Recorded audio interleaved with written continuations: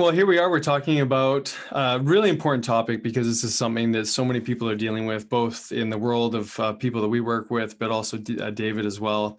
I mean, this is sort of sort of a natural progression, I think, for a lot of people is that they get to a place where maybe they're doing great, or maybe they did great in the past, and all of a sudden they're hitting a roadblock, and that roadblock is weight loss resistance. Yeah.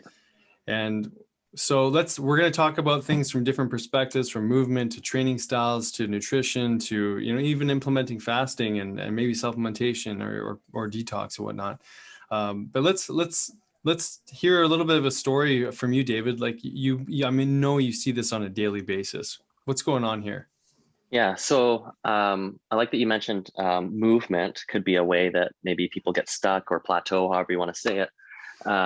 Because lots of people, pretty much everybody, including myself, we get really excited, we get psyched up about things, and we just dump ourselves right into that world. So in the resistance training world where I'm in, typically you see it more so men, we're kind of ego lifters. We lift the heaviest weight possible and don't even have a proper range of motion. And what I've witnessed over the last decade of training people is now that I focus on just including range of motion first, primarily, kind of like what I showed you, working on everything. Once your posture and your movement pattern is optimal, which could take maybe a month, maybe 3 months,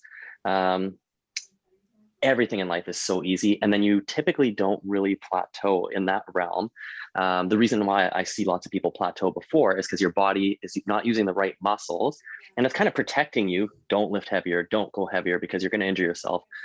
And people ignore that, and then injure themselves. And hey, I did it too when I was competition training years ago, but I'll never do that again. And luckily I was young enough that my body healed. And that experience took me a few years to actually rehab because I injured it really bad. So optimal posture in my world is important. I love that you started there because you're right. I mean, I remember even when I was in college playing basketball, I mean, it was really all about just spend time in the gym, get stronger. It really wasn't about functional movement. I mean, when I was in college in the early, like 1993, it was somewhere around there. No, it would have been in 2000. Sorry, I graduated high school in 97. What am I talking about? You're dating yourself. Totally.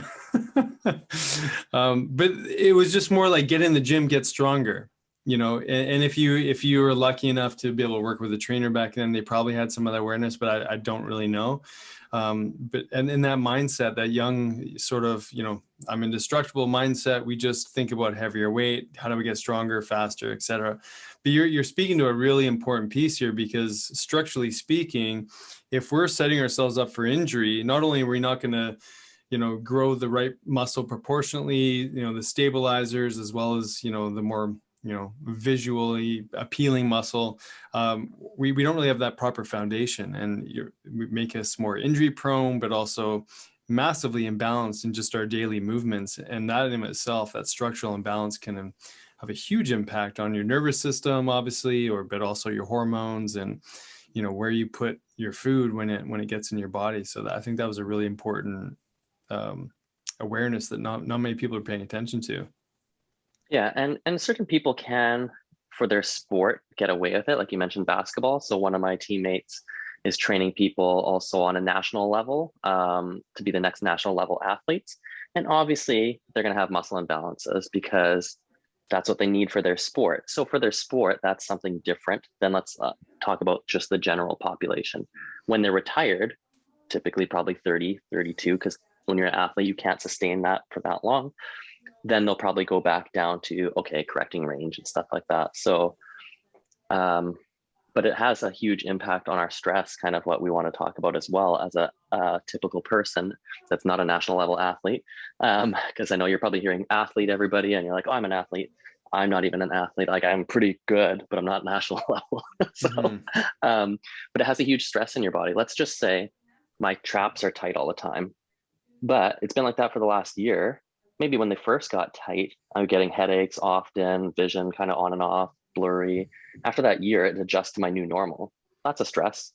Now something, maybe they're rolled forwards a little bit, something else, maybe your back, so and so and so. From my realm, that's a bunch of different stresses. And then in your realm, it probably shows up maybe that plus hormones, what they're eating, like a whole bunch of things, but it's our new adapted normal. And these things are easy to fix in the sense that, I mean, you're physically capable of doing it, the average person. It just takes consistency. So that's the good news. You can fix it yourself, but the bad news is you have to fix it yourself. Like you might need professionals like us to guide you. Yeah. But there is no quick fix magic pill, or else they would sell it for a fortune.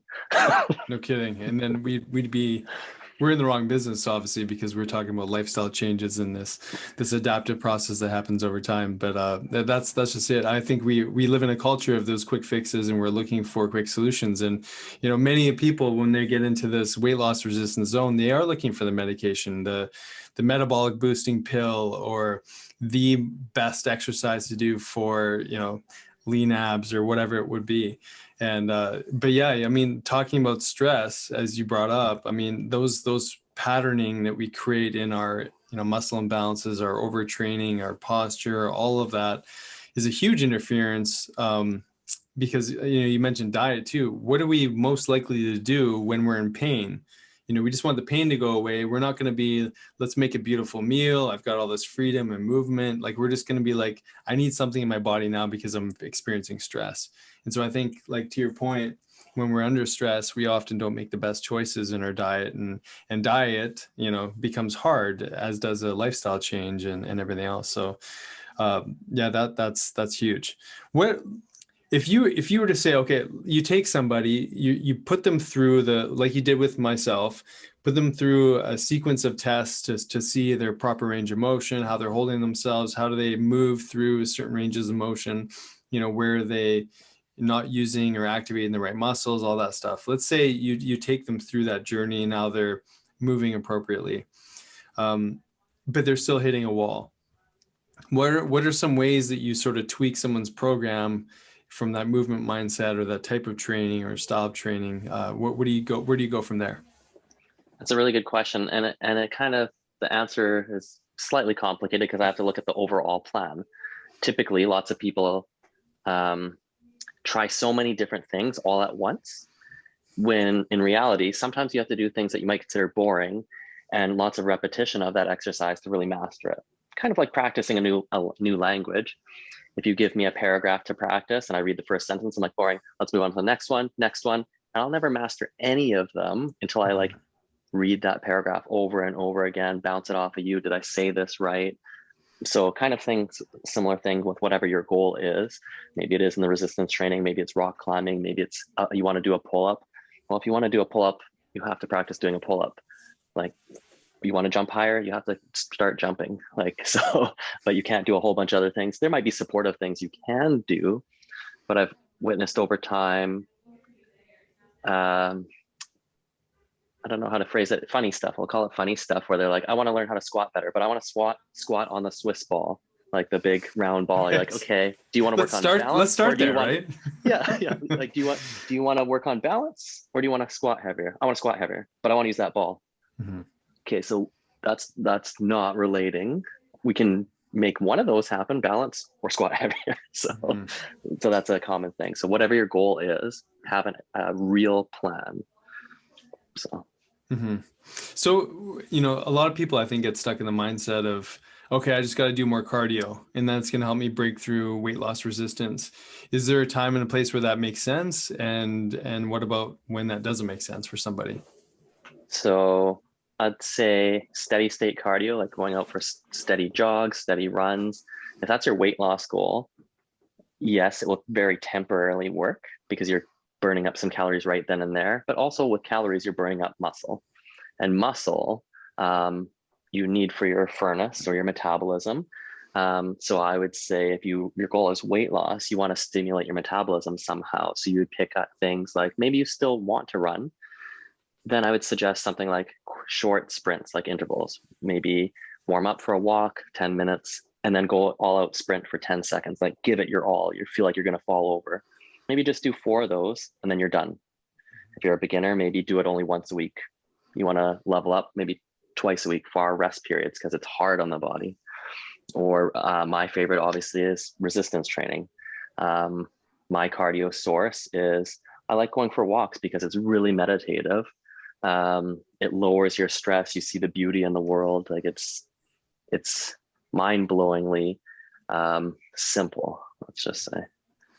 Yeah, and you know what you're talking about isn't a cookie cutter approach. You're really helping people to recognize what kind of movement do they like to do, and what is going to have this, you know, it's permutation into multi-benefited, you know, activities that are going to support you. Like I love that you said it's meditative for you.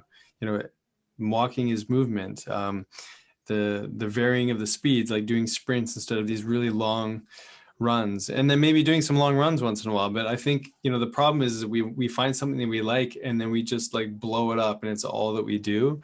And I love that you're talking about exercise variation, essentially, right?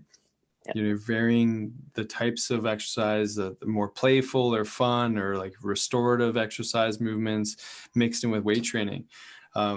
Something personally for me, I you know, during this pandemic, obviously we didn't have access to the gym that we often go to, so we ended up building one at home, and I just realized how much I was missing the weights, because I would just do a ton of yoga just because that was all that was available to me, because I could just, you know, take myself through a yoga series. But to be able to bring weights into the program and be able to mix the two up has been so awesome. And you feel different expression in your hormones, in your physique. You know, you feel different. You clearly are different physically. But I love the message of variation. I think that's huge. Yeah, you do need to change it up, and everybody is slightly different. Like, I'm clearly open about that. I have depression. I don't feel the side effects pretty much most of the time at all, minus when COVID first happened, and I was at home not lifting heavy weights, bought some bands. Still Mhm. not the same, doing more HIIT style training, which is still good for you, but Yeah. it wasn't that significant load where it challenged my body to do that. And obviously, I'm biased because I know that that's my outlet for it.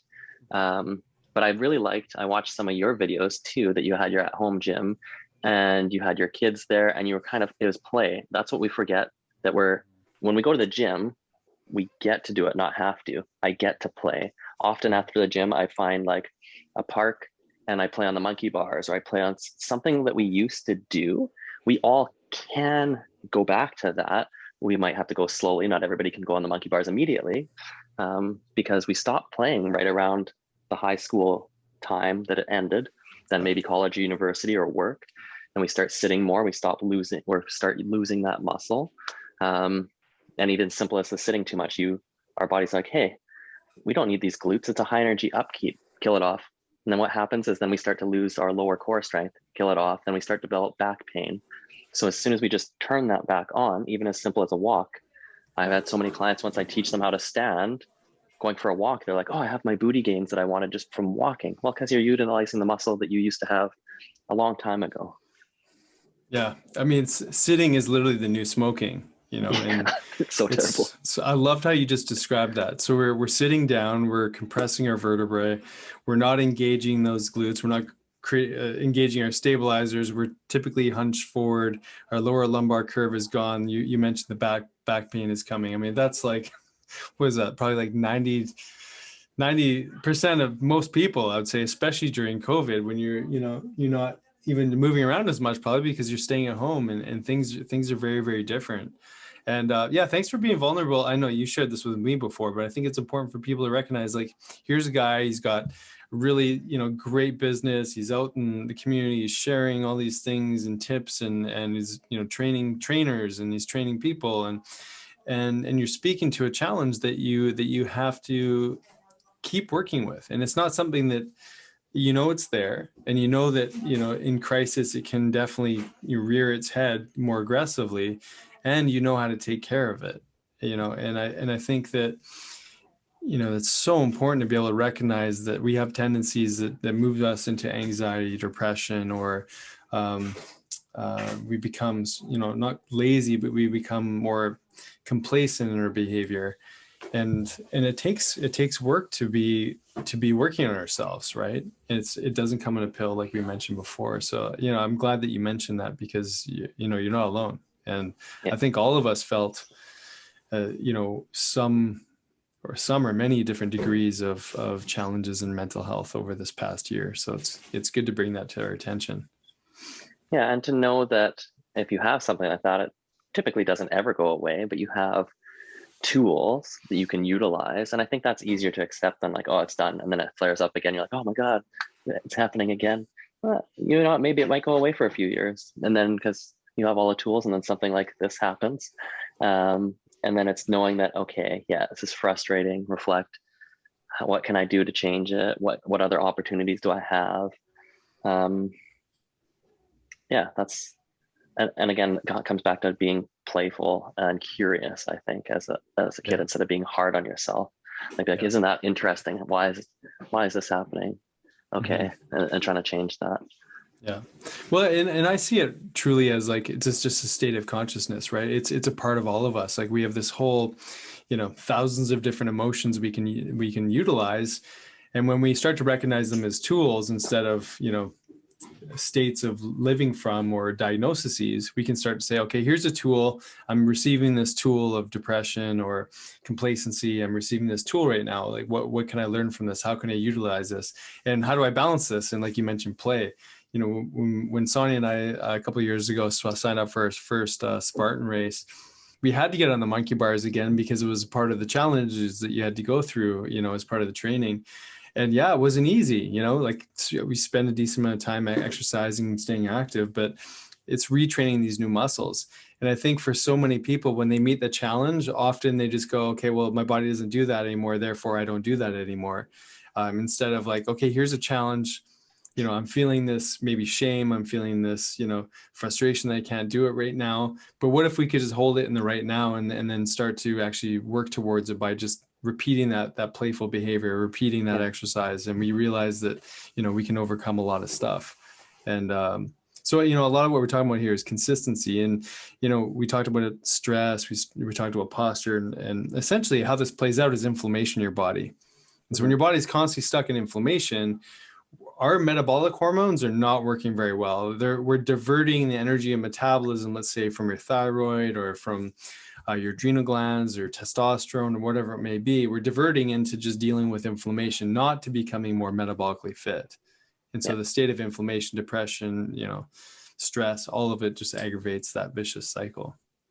Yeah. And from the weight loss standpoint too, like even I'll speak about myself personally, like in the beginning of COVID, not having resistance training, getting to a slightly negative thought pattern, instantly within the first 3 months, I put on 15 pounds of fat, definitely not muscle. And I know lots of the world went through that too. So just being like, it's interesting. And then what I needed again is more play, and more fun. And then that lowers the stress. And yeah, it was a really stressful time for everybody. Luckily, here in BC, it's good. And again, sometimes I still go to the play structures, like I said, and it's quite fun, me climbing on the monkey bars and stuff. And then other kids at like 6, 7, like, oh, can you do this? Can you do this? I'm like, actually, I don't know. Well, let's try it out. First time, fail at it, and then get better at it. I'm like, wow, this is actually quite challenging. And to watch the kids just constantly go like crazy, I'm like, we all had this. And we at some point chose to stop, maybe because we were told before, you got to be an adult. Yeah. And what does that mean? Well, you have to stop having fun? No. Why? Yeah, I love it. I love it. This is where this conversation is going. I mean, before you and I got on, we were, you know, sort of talking about strategy, but I mean, coming back to this word of play, and, you know, what would a kid do when they, you know, our kids do this all the time. They get frustrated with something, and they just, okay, well, I'm going to change what I'm doing right now. I'm going to do something different. I'm going to find something else that makes me happy. You know, what do we do? You know, as adults, we were trained to like, oh, just keep fighting through, just keep doing the same thing. Or instead we'll just beat ourselves up and shame ourselves for not being able to do it. Instead of like, hey, let's try something new that could be fun. You know, what if we followed that play and that joy a little bit more and not get so stuck in that behavior, or not get stuck in the complacency of I can't, right? Which totally happens. So go ahead. The definition of insanity is doing the same thing over and over and over again and expecting different results. And as adults, often I make that mistake sometimes too. And luckily I come to the realization with diary and reflecting like, oh yeah, you're doing this again. Totally. Well, and that, again, you bring up diary. So I think this is another great way to help break through weight loss resistance is, you know, looking at those patterns. How else would you know, maybe maybe you're tracking what you're eating, maybe you're tracking how you're feeling, how you're pooping, or, whatever the data you're collecting. I think it's a great tool for weight loss resistance because it keeps us honest, right? Often we create this idea of like, oh yeah, I've done everything. I've tried that. Well, what does it actually look like? Have you been consistent in charting and cataloging? And have you checked in with your emotional state? So I think, is that a common thing that you recommend to a lot of your people, is to Yeah, journal and catalog? absolutely. Everybody, clients, teammates, friends, everybody that you can, even like try to set aside 5-10 minutes a day. Maybe you have nothing. Maybe you're just doodling. It's okay. That's your time. You can doodle. Maybe it is. Had a good bowel movement. What did Oh, I eat yesterday? Oh, I ate this. And then you find the similarities. It's just when we constantly rush, and we don't get time to reflect. And I think lots of us, you could argue, we're luckily enough to have a lot of time to reflect within this last year. Some of us had good trades that were too busy still, but a great deal of the world had a lot of time to reflect and actually find the true self of them and their purpose and what they mhm, want in life. So yes, it was stressful, but the opportunity was that we had time to reflect. mhm. Yeah, and so much of that reflection can happen when we start to get to know ourselves through writing things down. What's your take on goals for people? I kind of go back and forth, but I do recognize that if we don't have something we know we want to work towards, it becomes really difficult because, often there's this mindset game, I think, that happens with, oh, I want to lose weight. And the interesting thing about saying I want to lose weight is that our mind goes, well, if we feel like we're losing something, we are mentally, emotionally, we want to get it back. We have this sort of, I think we need to change the relationship to what weight, represents for you. And so what if we could go change the parameters of weight loss to like, I don't know, it could be, I want to increase the size of my bicep. I want to see a measurement of like, I don't know, 20-inch pythons up to 22. I don't know, whatever it Yeah. is. Yeah. What if we change numbers a little bit? So waistline could be a number that we target, or, energy levels, the ability to stay awake later in the evening, or, what are some of those things or targets do you work with your clients as far as setting those goals and sort of maybe changing a mindset around them? So I love that. And I do that with my team now as of this year and all our clients. And I think I even mentioned it to you earlier when we were in one of our talks. So let's just play out a goal. It doesn't have to be real or not. So let me ask you, what is one goal that you have? For myself, Yeah. I'd say I want to make sure I'm doing weights 3 times a week. That's a goal. Okay. Okay. That's a good goal. I like that. And then how are you going to achieve that goal? Well, I'm going to do it every morning. I basically wrote it into my schedule. And so that's just what I do now. There you go. Yeah. So I like that because you not only just had that goal, and then instead of just saying, well, I'm going to do it daily, you actually blocked off time for yourself. So Yeah. then next, what I would do is we'd write it down or have an accountability partner. Maybe I'm your accountability partner. Next week, same time, we meet up and I say, hey, Dr. Nick, did you achieve your goal? Yes or no? Maybe it's a no. And then there's a little comment, why not? Okay. And then you have a reason. And hopefully it's a really good reason. and then and then at least you have that, you saved it, you wrote it down, you mentally thought about it, and then like maybe the reason was I was too tired. Okay, well, why were you too tired? And Mhm. kind of elaborate. And then week after week you'll either see a trend of something working or not working, and that's how we know we can change it. Even with my team meetings, everything, we all similar things. Whatever your goals are in life or work, write them down, write down how you're going to achieve it, have your accountability partner. And that's the biggest one, because as by ourselves, it's so easy to break a promise to ourselves. Mhm. But when you try to promise somebody else, it's very hard to let somebody else down. Yeah. Yeah. I love that. Yeah. And you walked me through that sequence as well. Um, which I found really, really helpful. So I love what you shared there with regards to, you know, what we talked about even last week. You showed how you guys as a team actually break down the goals and just keep it very succinct and very objective, which I love. There's a book that I've been reading recently called The Art of Impossible by Stephen Cutler, and I'm a huge Stephen Cutler fan. I'm not sure if you've read any of his stuff, but he takes this idea of goals and breaks it down into 3 categories. So he has the massively transformative purpose goal. So this is the goal where, you know, this is why he came to the planet. You know, for him, one of his goals was actually something about, you know, protecting animals or something like that. That was one of his big goals. So you have your massive transformative purpose. The other one was to write really life-changing books, and I can't remember what his third one. And then you've got your high hard goals. So a high hard goal might be like getting your doctorate in something, or writing that book, or creating a business. It's the thing that's going to take months or years, right? Where the high hard or the massive transformative purpose, this is something that's going to take a lifetime. It's like why you're here. And then you've got your basically your daily goals. And it could be literally what we just talked about. You said, you know, what's a goal for you? It's exercise. How many, or what about it? 3 times a week for sure, maybe more. Where are you going to fit it in? It's basically categorizing your day.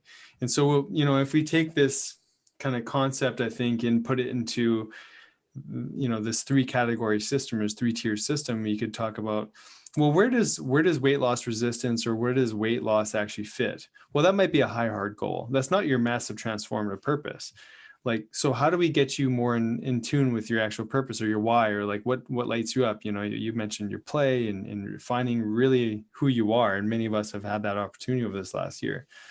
And then you've got your high hard goal, which could be weight loss, which hopefully we can mindset shift into like, I want a lifestyle that gives me this abundance of energy, that moves me into this freedom. So I enjoy play, and I look for play. I look for excitement. I look for, you know, connection, and it's a lifestyle that absolutely nourishes me. And so it changes that whole paradigm around what is weight loss resistance. And then maybe that daily goal and that weekly goal that you set up, those micro goals, that is like the logistical stuff, and that you're making sure you're checking that off. So for you, breaking those 3 things down, what is your daily goal list look like for yourself? Like, what are some things that you do to make sure that you're, you know, nurturing that brain state that, you know, you can find yourself in? Yeah. So one daily goal that I have, that I put a higher than anything else, because I preach that your health is your greatest wealth, is usually 6 days a week. First thing in the morning, I hit the gym as soon as it's opened. I might reflect before the gym is opened, on different things in life or what I'm going to do. And then as soon as it's open, that's my time. And I do prioritize that now higher than anything, because if I can't be my true self and my true goals or vision of myself, I'm not 100% for everybody else in life. And that wouldn't be fair to anybody else. So some might look at it as that's selfish, that you're going to do that for only yourself, because I put it at the very top. But I'd argue that if I'm not the best me I can be, how can I help you as best that you deserve? Mm-hmm. Yeah, I love that. And that goes with my long-term goal of then afterwards, is that to live longer, hopefully. Mm-hmm. Absolutely. But, yeah. And in your business and in the work that you do, you really are changing the way I think, you know, personal training and just lifestyle. I mean, it's basically lifestyle coaching, you know, like along with, you know, personal training and whatnot, but you're changing the way it's being done, and you're giving people this culture, or you're helping to create this culture within your community that's supporting this, you know, longevity and supporting health, and meanwhile also helping people hit their goals, which I think is really unique and really special, because it's not just about, hey, I gotta see this many clients every day and I gotta hit it hard at the gym. Like, it's really built into who you are. Yeah, thanks. Yeah, it's a process. it always is, isn't it? Yeah. So today we talked about structure and posture. We talked about how that, you know, when we're out of balance, creates stress, and we talked about the inflammation and the mindset, and, you know, around hitting goals. Is there any other things you can think of that obstacles for people who are trying to, get healthy or getting stuck? Anything else you can think of that we want to leave with people? Yeah, we can leave them with this. So often people ask me, and possibly you as well, when is the best time to start? Well, yesterday probably is the best time, but right now is always the best time to start pretty much anything. And we make up so many excuses in our head of why not to. And it doesn't have to be a crazy start in anything it is for getting healthy. You just have to start, and then every day maybe add a tiny, tiny bit, or at least do the same. If you're not going from nothing to something, it's a win. I love that. And part of my journey with this concept has been to change the relationship to the word hard. Because often I found that when I started to label something as hard, I would be less likely to do it.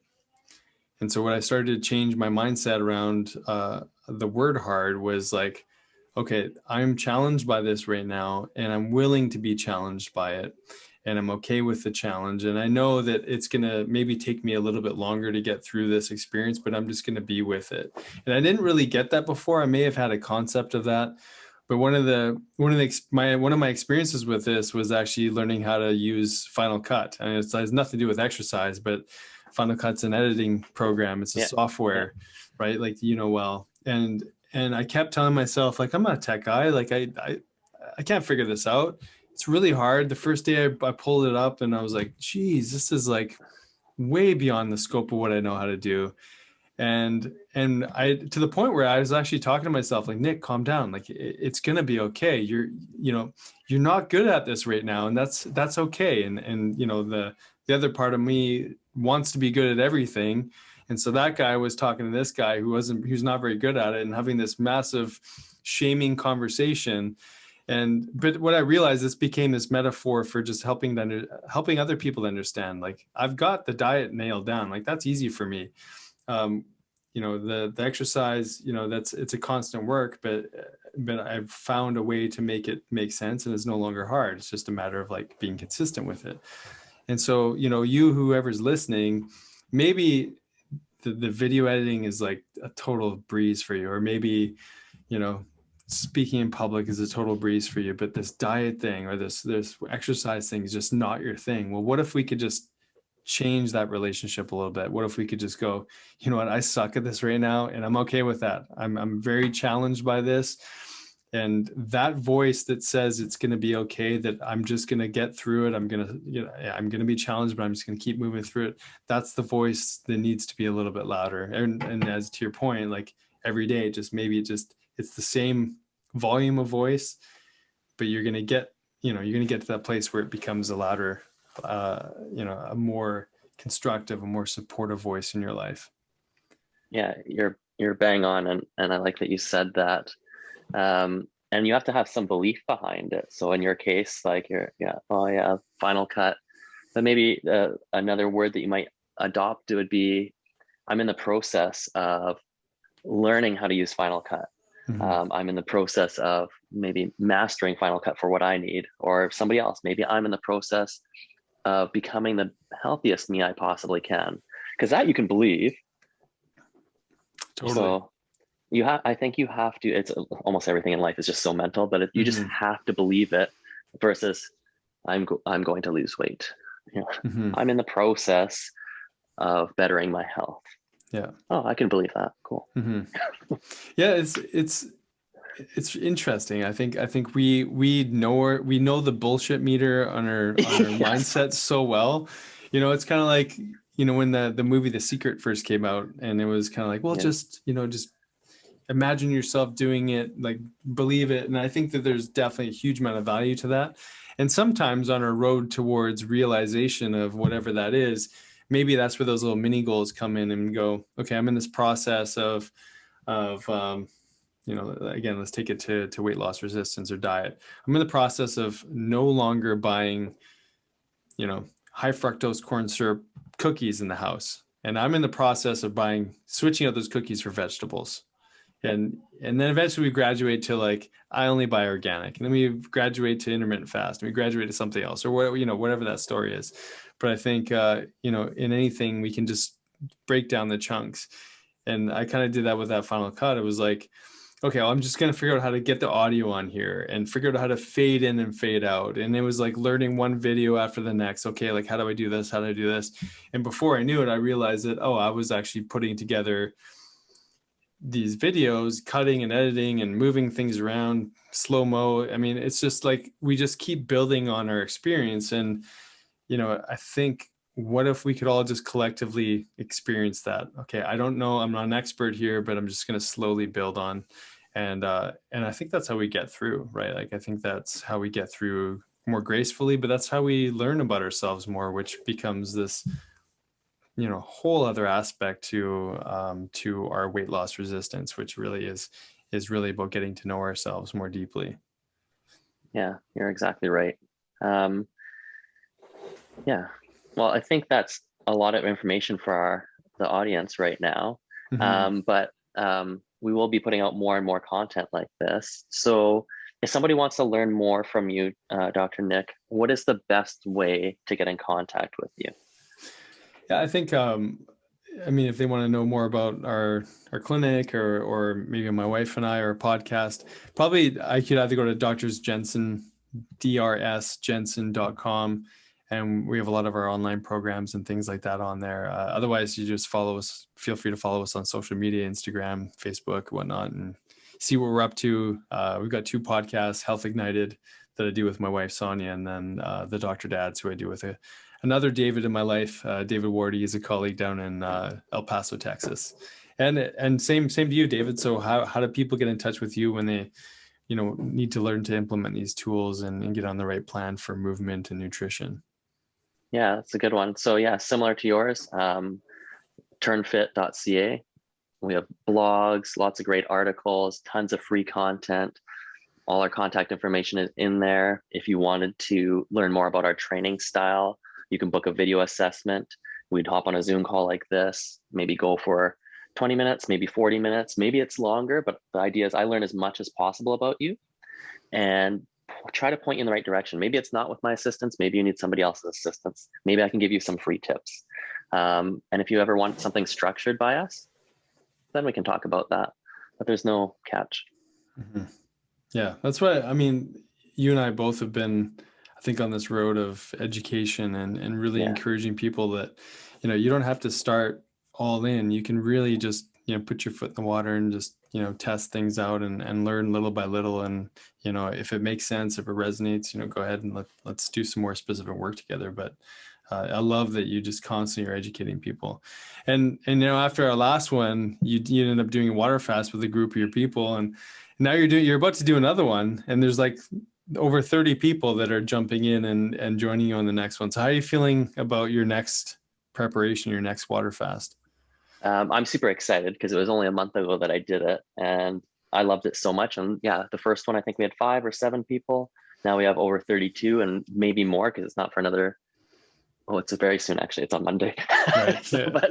but maybe the more people that can ask questions and learn, we have a little closed chat. But if you want to try something out, even if it's for a day, try it out for a day. If it's for 12 hours, try it out for 12 hours. You want to go all 5 days? Cool.